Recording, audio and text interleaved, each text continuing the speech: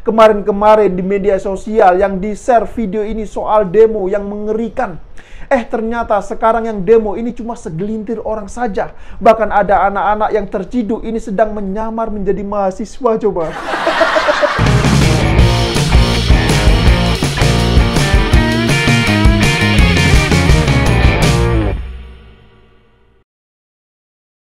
Ya, jumpa lagi dengan saya, Isu Muhammad. Hari ini, tanggal 11 April 2022, Aliansi Mahasiswa yang tergabung dalam Badan Eksekutif Mahasiswa Seluruh Indonesia atau BEM-SI melakukan aksi demo terkait isu penundaan pemilu dan perpanjangan masa jabatan 3 periode. Ya, meskipun Jokowi ini sudah berulang kali menegaskan bahwa dia ini akan tunduk pada konstitusi dan tidak ada rencana dari pihak pemerintah untuk memperpanjang masa jabatan presiden menjadi 3 periode. Dan seperti biasa, di setiap aksi mahasiswa ini selalu saja rawan ditunggangi oleh para penumpang gelap. Ya, misalnya kelompok ex-HTI, FPI, dan komplotan corong oposisi yang selalu mengintai. Bahkan ada juga yang sesumbar, katanya mereka siap melengsarkan Jokowi pada tanggal 11 April ini coba.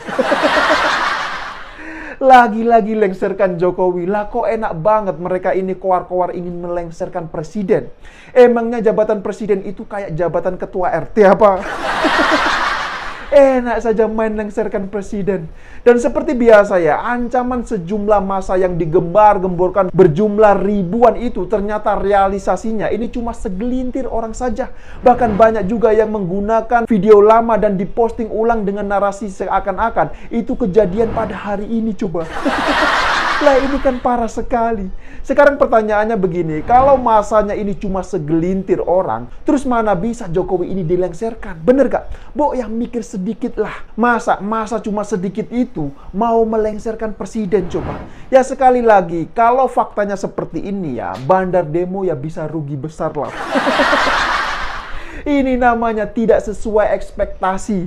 Kemarin-kemarin di media sosial yang di-share video ini soal demo yang mengerikan. Ternyata sekarang yang demo ini cuma segelintir orang saja. Bahkan ada anak-anak yang terciduk ini sedang menyamar menjadi mahasiswa coba. Parah sekali mereka ini. Lah kalau seperti ini, terus di mana suara Ruslan Buton? Ex-pecatan TNI yang kemarin ini sempat koar-koar di podcast Refli Harun. Katanya dia ini mau ikut demo. Lah kok sekarang ini batang hidungnya saja tidak kelihatan. Ya asal tahu saja Ruslan Buton ini dulunya dipecat dari TNI karena kasus pembunuhan seseorang yang diduga petani. Dia ini kemudian dijatuhi hukuman selama 1 tahun 10 bulan penjara. Nah pada tahun 2019 lalu dia baru bebas dan kemudian mendirikan organisasi Serdadu X Trimatra Nusantara yang diketuai oleh dirinya sendiri coba. Lucu sekali. Jadi sudahlah, jangan pernah mimpi bisa melengserkan presiden yang dipilih secara langsung oleh rakyat melalui sistem demokrasi. Jokowi ini adalah produk demokrasi. Beliau menjadi presiden juga karena demokrasi. Jadi kalau mau demo kebijakannya, ya silakan saja. Karena apa? Karena itu merupakan bagian dari demokrasi dan dilindungi oleh undang-undang. Tapi yang perlu dicatat, jika ada yang ingin coba-coba menginginkan memaksa menurunkan presiden sebelum waktunya, maka itu adalah bagian dari pengkhianatan terhadap demokrasi dan NKRI.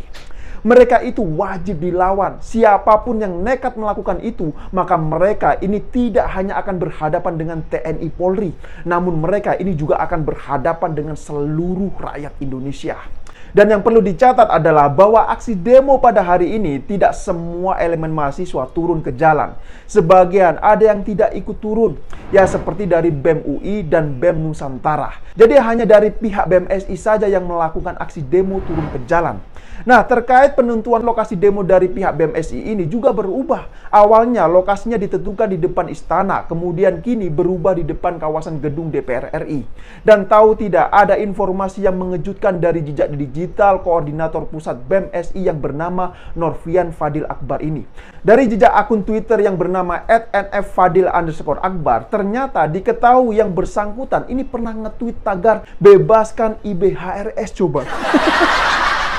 Parah sekali kan. Jadi tweet itu dilakukan pada tanggal 13 bulan 12 tahun 2020. Nah, sedangkan Norvian Fadil Akbar ini terpilih sebagai koordinator pusat BEM SI pada tanggal 31 Maret tahun 2021. Jadi dia ini terpilih melalui Munas yang diselenggarakan di Universitas Andalas, Padang, Sumatera Barat. Dan tahu tidak, yang membuka acara Munas tersebut adalah Gubernur Sumatera Barat, yaitu Mahyeldi Ansarullah dari PKS. Coba. Parah sekali.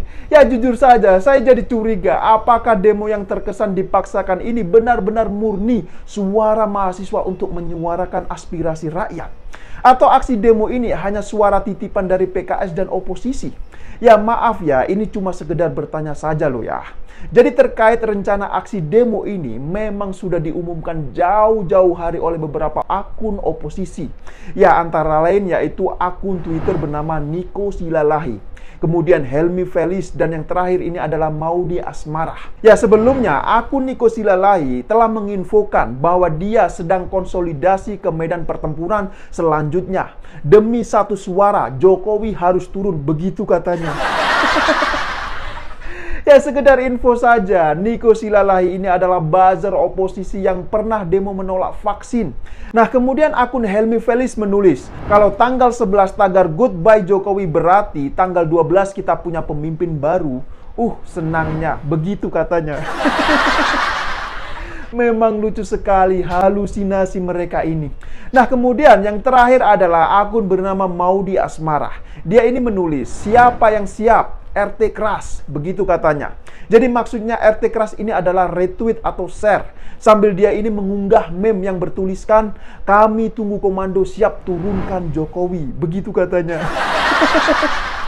Lah ini kan parah sekali. Dan tahu tidak, setelah saya telusuri lagi ya, ternyata semua akun-akun itu kebanyakan adalah buzzer dari Gubernur seiman Anies Baswedan. Luar biasa kan? Nah sekarang pertanyaannya, mengapa yang ngebet ingin melengsarkan Jokowi itu didominasi oleh buzzer-buzzer balai kota?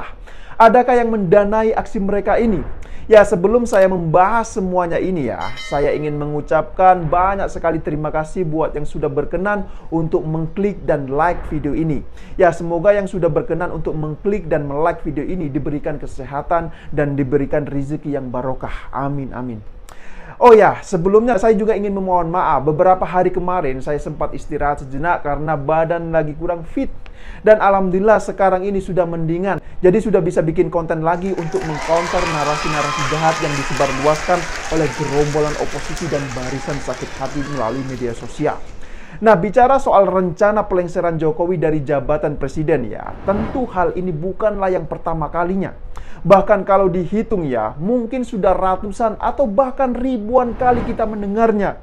Namun faktanya yang terjadi ini apa?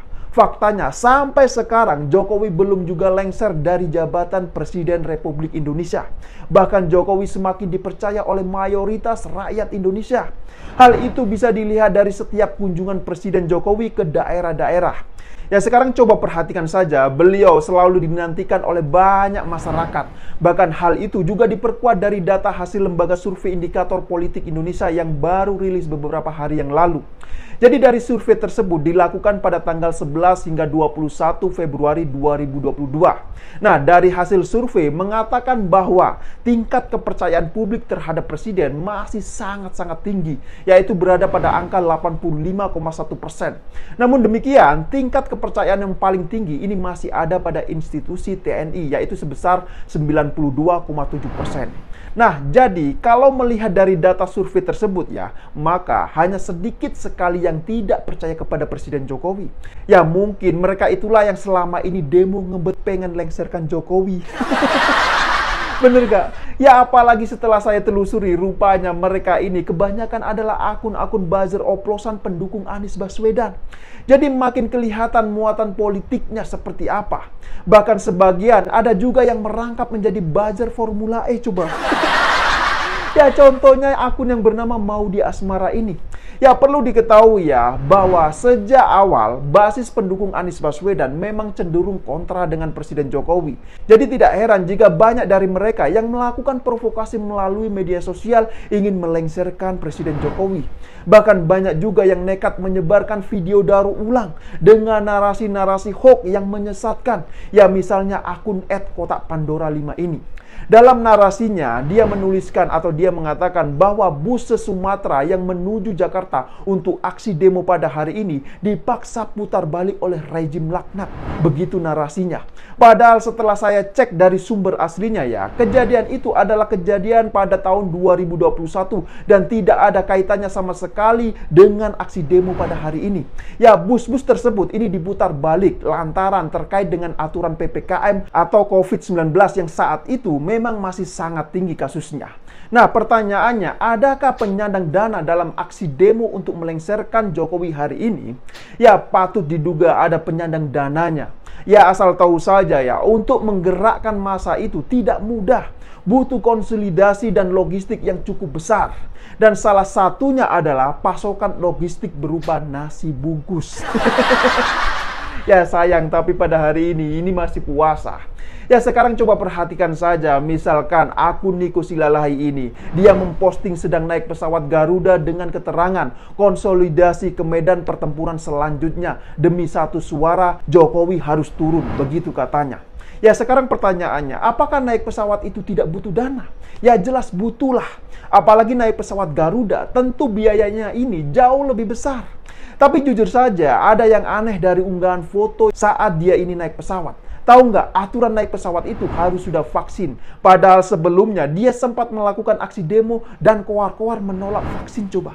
Jadi dari sini saja sudah ketahuan ternyata diam-diam dia ini sudah ikut program vaksinasi gratis dari pihak pemerintah. Jadi ya, dari sini saja sudah ketahuan bahwa apa yang diucapkan tidak konsisten terhadap apa yang dilakukan saat ini. Dan lucunya, para mahasiswa percaya saja dengan provokasi dan propaganda orang-orang model seperti Niko Silalahi ini. Saya sih berharap kedepannya nanti mahasiswa bisa lebih kritis menyuarakan aspirasi rakyat melalui forum-forum diskusi dan debat terbuka untuk memaksimalkan daya intelektualitasnya sebagai mahasiswa.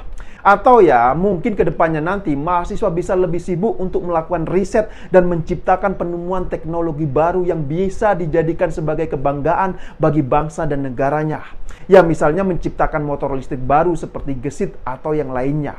Jadi bukan hanya sekedar menciptakan sabun pembersih dari najis seperti yang baru-baru ini sedang ramai dibicarakan. Masa sekelas mahasiswa cuma bisa bikin sabun pembersih najis coba? Lah, ini kan parah sekali. Ya, saya pikir itu tidak lupa saya ingatkan, jaga terus NKRI. Sekali lagi terima kasih buat yang sudah like dan menonton video ini dari awal hingga akhir. Dan sampai jumpa di episode Okidum selanjutnya.